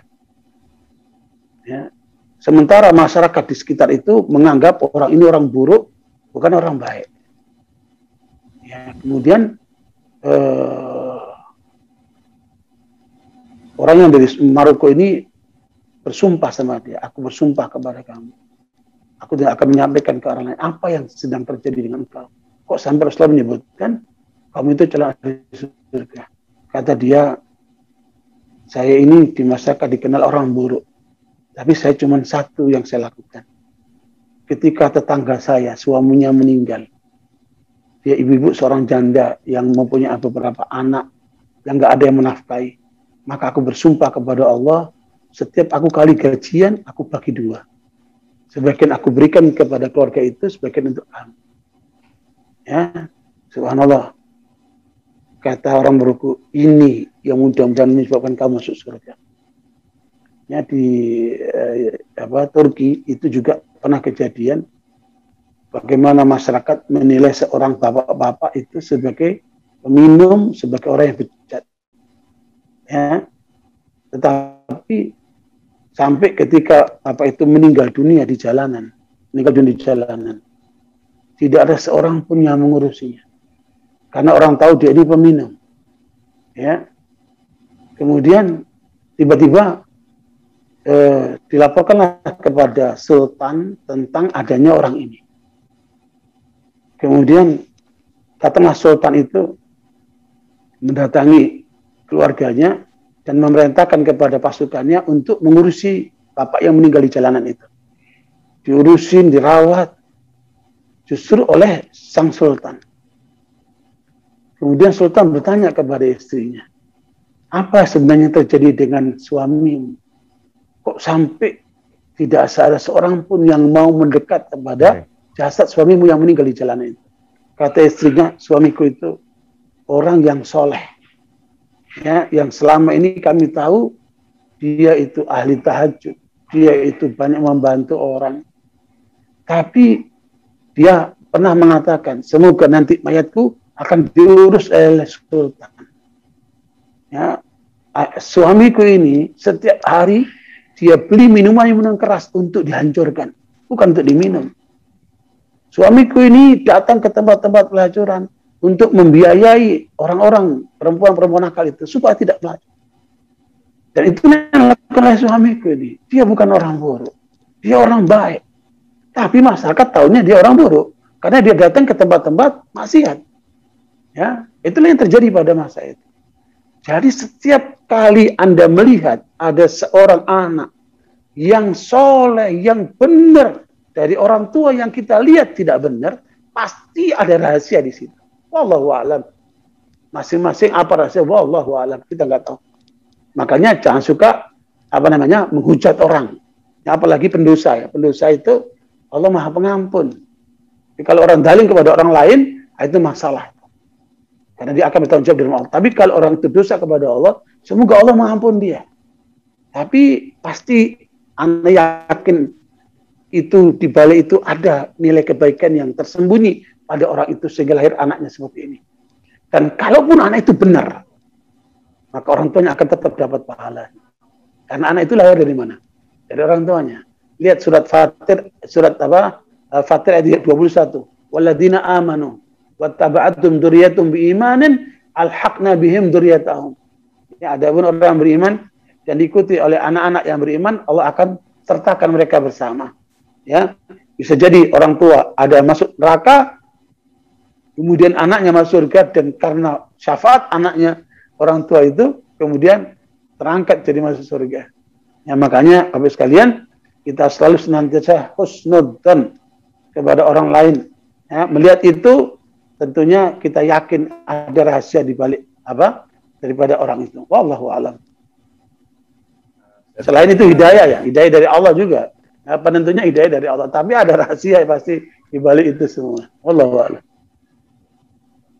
Ini masih ada pertanyaan lagi dari pendengar ini ke pemirsa kita, yaitu bagaimana tips untuk merubah mindset orang tua supaya ada yang mengatakan pesantren itu tempat kalau nakal kalau pesantren. Dan yang kedua hampir sama, bagaimana supaya anak-anak ini bisa masuk pesantren, artinya merubah mindset anak itu masuk pesantren. Kemudian yang hampir sama saya rangkum dari beberapa pertanyaan. Kalau tadi Ustaz menyampaikan masuk pesantren itu direkomendasikan setelah usia 7 tahun ya. Tujuan seperti itu mungkin. Bukan Pak, setelah lulus SD. Maaf nih, setelah lulus SD. Nah kemudian ini ada yang salah satu pendengar yang menyampaikan saya ingin masuk pesantren saat usia 7 tahun karena punya tujuan anak belajar sejak kecil. Apakah itu salah? Terus bagaimana cara saya?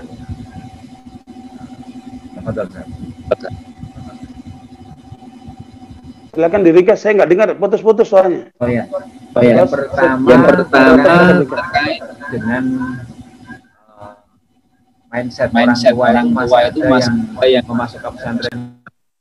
Kalau anak nakal masukkan pesantren itu. Kemudian yang kedua agak berbeda, cuman urusannya dengan pesantren juga. Pengennya Ikhwan ini memasukkan anaknya ke pesantren itu sejak kecil. Apakah kemudian niat itu salah begitu? Bagaimana caranya? melakukan pendekatan kepada anak agar anak juga mau ke pondok. Gitu ya. Jadi dua hal yang berbeda, Ustaz. Satu mungkin ada mindset yang salah dari orang tua. Kemudian yang kedua ada orang tua yang ingin bagaimana anaknya itu punya mindset masuk pondok. Gitu. Nah, ada anak yang begitu ditawari masuk pondok itu langsung menolak. Gitu. Nah, Ustaz.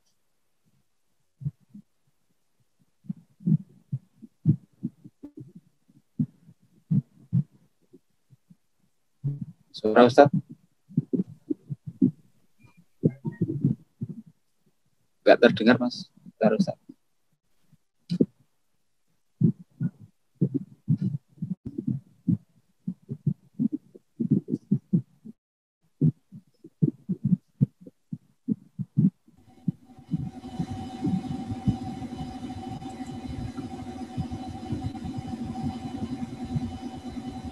Ustaz, mute, Mas.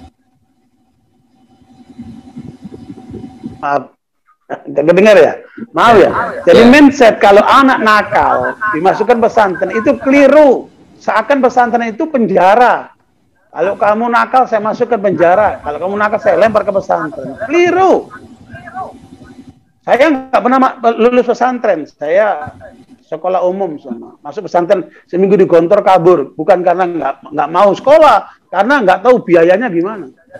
Kayaknya saya kelas SMP udah mandiri saya, orang tua meninggal, adik saya 4, harus kerja, sekolah dan kerja terus.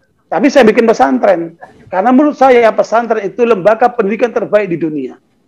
Karena di situ fokus semuanya itu. Karena pesantren itu bukan cuma mengajarkan ilmu, tapi lebih daripada itu mendidik anak supaya benar. Gitu. Makanya pilih pesantren, jangan semua pesantren, Pak. Banyak pesantren sekarang ini orientasinya cuma cari duit. Jangan masukkan anakmu ke pesantren seperti itu. Tapi kalau mau lihat pesantren, lihat outputnya. Hasil lulusan pesantren itu seperti apa. Kalau hasil lulusan pesantrennya itu bagus, hebat, masukkan anakmu ke pesantren itu. Coba banyak pesantren sekarang orientasi cari duit. Nah, itu duniawi itu. Salah sudah niatnya itu. Nah, makanya jangan sampai ada mindset bahwa kalau nakal masukkan pesantren. Saya ingat peristiwa yang dialami oleh seorang bapak-bapak membawa anaknya menghadap Amirul Mukminin Umar Khattab radhiyallahu anhu. Dakwah ini mengatakan, wahai Amirul Mukminin, tolong nasihati anakku ini bandel. Maka Umar melihat anak itu, tiba-tiba anak itu berkata, wahai Amirul Mukminin, apa hak seorang anak dari bapaknya? Pertanyaannya luar biasa. Apa hak seorang anak dari bapaknya? Kata Umar 3. Hak anak dari bapaknya 3. Pertama, memilihkan ibu yang solihah. Lihat anak itu jangan cuma lihat anak nakalnya aja. Perhatikan 3 ini. Hak seorang anak memperoleh ibu yang solihah. Yang kedua, ketika anak itu lahir dikasih nama yang bagus, bukan asal-asalan. Dan yang ketiga, mengajarkan anaknya Al-Quran. 3 itu hak anak dari bapaknya. Maka ketika mendengarkan penjelasan Umar Khattab anhu, anak itu mengatakan, demi Allah, wahai Amirul Mukminin, 3-tiganya saya nggak dapat dari bapakku ini. Aku dipilihkan seorang ibu, seorang budak. Budak itu setengah manusia. Aku dikasih nama Joel. Joel itu kumbang yang makan kotoran. Dan selama aku hidup tidak pernah aku diajarkan Al-Quran sama ayahku ini. Coba saya sekalian. Anak bandel ini ternyata bukan sebabnya daripada anaknya, dari orang tuanya. Maka Umar menoleh kepada ayahnya. Saya mengatakan, jangan kamu salahkan anakmu, karena kamu telah menanamkan kedurhakaan kepada anak. Jadi jangan suka selalu menyalahkan anak. Nah, karena itu jangan sampai mengancam anak untuk lempar ke pesantren. Justru anakmu yang minat masuk pesantren, bawa itu ke sejumlah pesantren, tunjukkan macam-macam jenis pesantren, biar dia yang milih, bukan orang tuanya. Mana yang dia senang, dia biar masuk di situ. Saya pun melakukan seperti itu. Jadi nggak pernah maksa saya. Keliru kita paksa anak itu. Nah, yang kedua, memasukkan anak sebelum SD, ini pengalaman saya, gagal, Pak. Anak saya hafal Qur'annya banyak, tapi mentalnya hancur. Dia merasa dilempari, merasa dibuang. Akibatnya apa? Dia pindah-pindah sekolah terus, Pak. Sampai 13 sekolah. Saya merasa bersalah, saya ikutin aja. Terakhir, baru saya tahu itu, ilmunya Hasan Basri, dengan pola kita merangkul. Segala cara sudah saya lakukan, Pak. Tapi dengan cara kita merangkul, mendekati, kita ajak dialog, kita bicara, coba kita ikuti selahnya, coba, alhamdulillah bisa kita perbaiki. Nah, ini pengalaman ya. Ya, kalau kemudian ada orang lain punya pengalaman yang berbeda, silakan saja. Tapi saya tidak merekomendasikan anak yang masih butuh perhatian orang tuanya, kasih sayang orang tua itu, terus harus jauh dari orang tuanya, hanya sebatas untuk mencari ilmu. Makanya Imam Syafi'i rahimahullah ketika meninggal ayahnya, ibunya mendampingi ke Mekah. Ya, mendampingi ke Mekah itu. Nah, kamu belajar, ibu yang cari makan. Ini kayak diajak kerjasama kan, luar biasa itu. Makanya mendampingilah. Kalau memang bapak ibu itu mau anaknya pesantren, tinggallah kamu dekat pesantren situ, supaya tetap mengurusin dan menyayangi anakmu itu. Nah, barakallahu.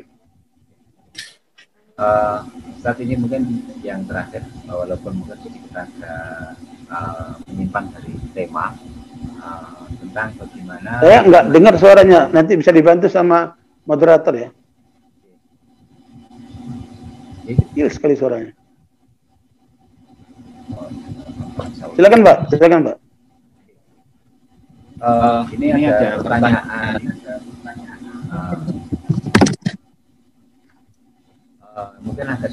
Mungkin agak sedikit keluar dari tema. Bagaimana cara menghilangkan luka pengasuhan orang tua. Kemudian ada juga pertanyaan sebagai anak yang dibesarkan oleh orang tua yang kasar dan berperilaku buruk. Seperti itu kan ada luka. Kemudian yang kedua sekalian Ustadz, ini saya mohonkan tanggapannya bagaimana mengenalkan pendidikan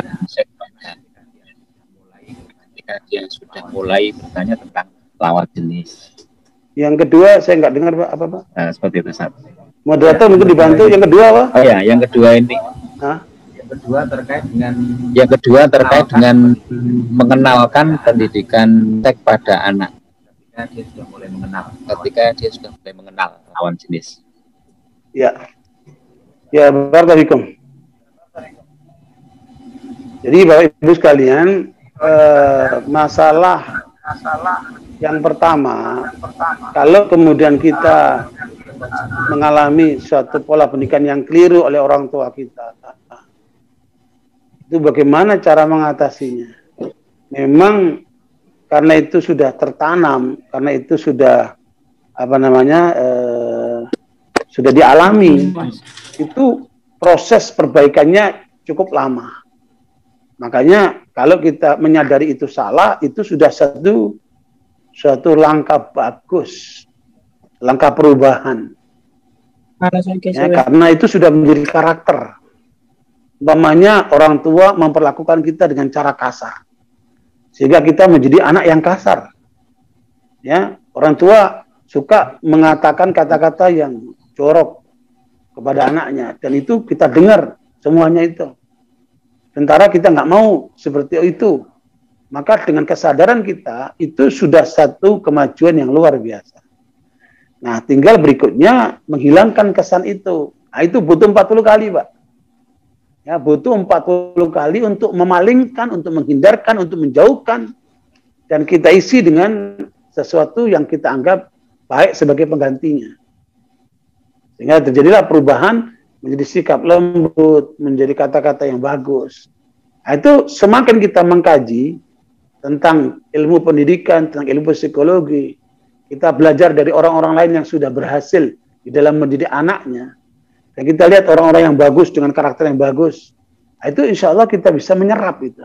Tapi serapan itu butuh waktu, Pak, untuk bisa merubah kita, karena itu sudah menjadi karakter, gitu, Pak. Jadi kesadaran itu sudah satu kemajuan besar. Menurut saya itu sudah 60%, 70%, Pak, kesadaran itu.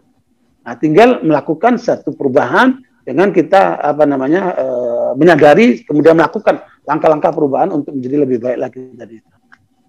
Ya, antum bisa bayangkan seperti Umar Khattab radhiyallahu anhu, preman, kasar, kalau buka pintu tuh pakai kaki, Pak. Ya, ketika dia masih jahiliyah itu. Ketika masuk Islam, dengan proses dia menyadari itu salah, kemudian dia perbaiki, dia belajar, dia ngaji terus, ya, sampai dia berubah menjadi orang yang lembut, yang luar biasa. Bahkan di matanya itu, di bawah mata itu ada bekas apa semacam air, air mata banyak menangis apa seperti jalan air gitu. Ya, begitu lembutnya. Nah, karena itu kelembutan itu nanti ada pada keimanan.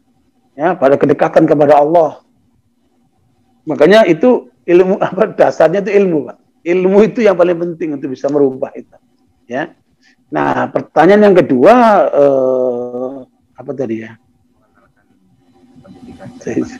Lusin ya. Apa tadi? Moderator? Pendidikan menanamkan pendidikan seks kepada anak. Ya, oh, ini kan bukan seks, beda apa namanya? Masalah gender ya. Jadi sebenarnya itu bisa berjalan mulai umur 7 tahun, Pak. Ya, dikenalkan umur 7 tahun. Tapi kalau lihat hadis Nabi, itu dikenalkannya umur 9 tahun, Pak. Ya, 9 tahun, 10 tahun, itu dengan cara memisahkan tidur laki perempuan. Makanya ingatkan alimu auladakum as-salata wa hum abna'u sab'in wadribuhum wa hum abna'u ashrin. Ya, makanya kalau sudah umur 9, 10 tahun harus dipisahkan tempat tidur laki perempuan. Itu pola untuk membedakan antara dua jenis yang berbeda ini, Pak. Tapi pendidikan itu bisa mulai umur 7 tahun. Ya, kalau kita lihat di Barat, itu sejak mulai kecil mereka diajarkan tentang seksiologi itu. Dan itu berbahaya sekali. Ya, karena anak kecil itu kan, makanya saya lihat anak mereka itu luar biasa itu joroknya mulutnya itu. Nah, kita nggak begitu. Makanya pola yang terbagus umur 7 tahun itu sudah dikenalkan tentang lawan jenis. Ya, nanti umur 10 tahun, 9 tahun sudah dipisah tempat tidurnya. Dan yang paling menarik, Pak, Bapak nanti bisa belajar di dalam surat apa namanya An-Nur ya. Surat An-Nur ini yang akan menjelaskan panjang lebar tentang memperhatikan beda apa Pak? Beda gender ini, Pak. Ya. Silakan dilihat surat An-Nur itu terkait dengan ini, Pak. Masuk rumah, masuk kamar orang tua tidak boleh dalam 3 waktu. Ya. Itu polanya pendidikan supaya mereka tahu, Pak, suami istri itu tidak boleh dilihat oleh anak-anaknya dalam 3 waktu. Setelah zuhur, ya, kemudian setelah isya dan sebelum subuh, Pak. Ya. Itulah 3 waktu yang Allah sebutkan di dalam surat An-Nur. Ya, itu nanti bisa Bapak lihat surat An-Nur, ya. Itu juga ini, Pak, ayat ke-58, Pak. Ayat 58 ini adalah pola pendidikan seks kepada 2 anak yang beda jenis itu, ya, selama mereka belum apa namanya baligh. Jadi pendidikannya sebelum baligh, Pak. Tapi tidak ditentukan umur berapa, tapi ini melalui pengalaman, ya. Ya, untuk supaya mereka tidak masuk ke kamar orang tuanya kecuali dengan cara mengetok pintu, ya. Yaitu sebelum sholat subuh, ya, kemudian setelah zuhur dan setelah waktu isya. 3 waktu itu maknanya orang tua tidak pantas untuk membuka kamarnya ya, kecuali anak itu harus minta izin, ya, karena di situ ada perbedaan lawan jenis, begitu, Pak. Dan jangan sampai anak-anak itu diajak mandi bersama, tadi itu sudah saya ingatkan, karena itu akan pengaruh apa namanya seksualitas mereka. Makanya kalau Bapak lihat ada lelaki yang itu playboy, suka mainin perempuan, itu kenapa? Ya, itu karena anak laki itu suka diajak mandi sama ibunya, Pak. Sehingga dia larikan ke perempuan-perempuan lain itu. Ya, pengaruhnya akan besar sekali, Pak, kepada kejiwaannya. Ya, wallahu a'lam bishawab. Ya, sudah banyak sekali tips dan juga cara-cara Suaranya nggak kedengaran. Moderator bisa dibantu. Siang hari ini. Saat ini sudah jam 10:02 di jam kami. Ini sudah apa namanya, sesuai dengan yang kita rencanakan.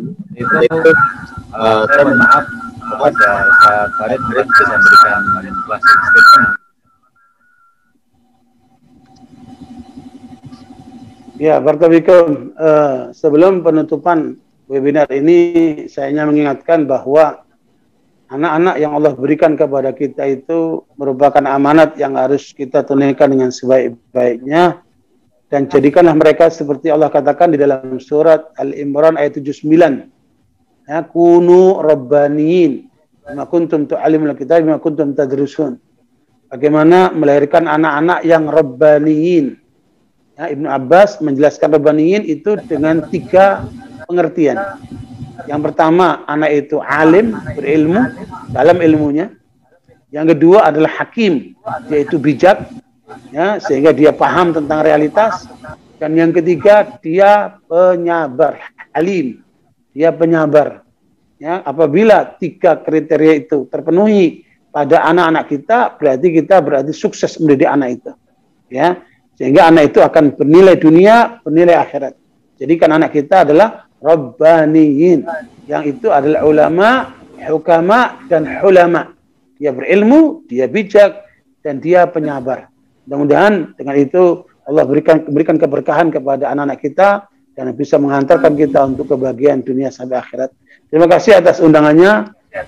Jazakumullah khair. Semoga dipertemukan Allah dalam kesempatan lain. Mohon maaf atas segala kekurangannya. Subhanallah, asyhadu an la ilaha illa anta, astaghfiruka wa atubu ilaik. Wassalamualaikum warahmatullahi wabarakatuh. Waalaikumsalam warahmatullahi wabarakatuh.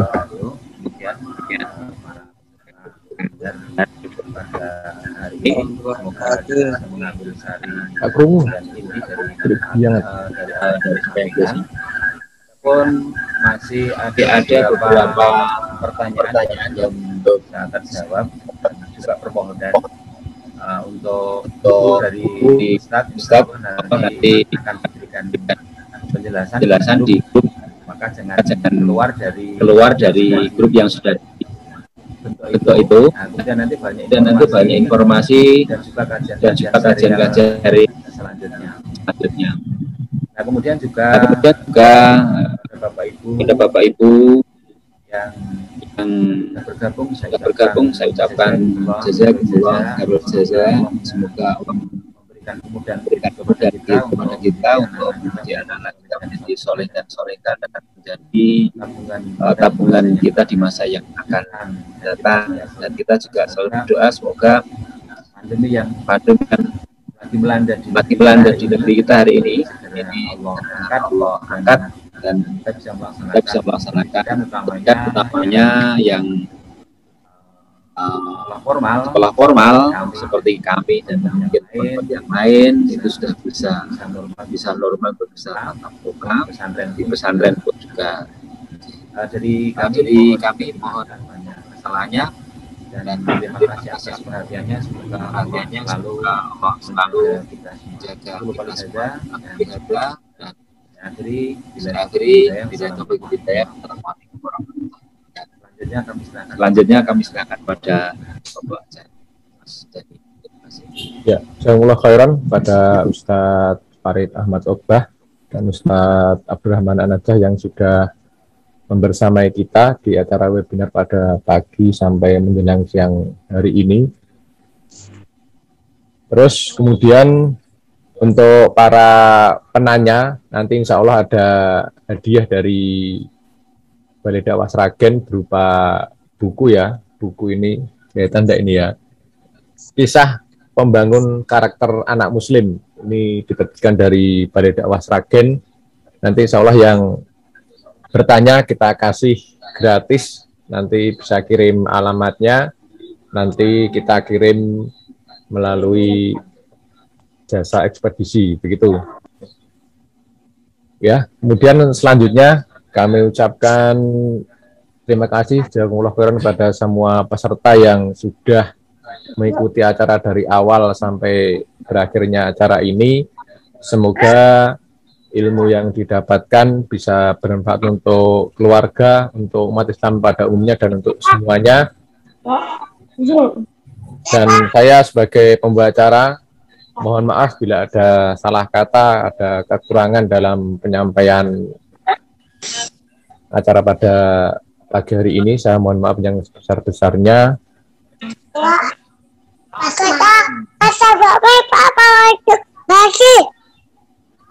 Monggo kita tutup acara webinar pada pagi hari ini dengan doa kafaratul majelis. Subhanakallahumma bihamdika asyhadu an la ilaha illa anta astaghfiruka wa atubu ilaik. Alhamdulillahirabbil alamin. Assalamualaikum warahmatullahi wabarakatuh. Waalaikumsalam warahmatullahi wabarakatuh. Waalaikumsalam warahmatullahi wabarakatuh. Pateni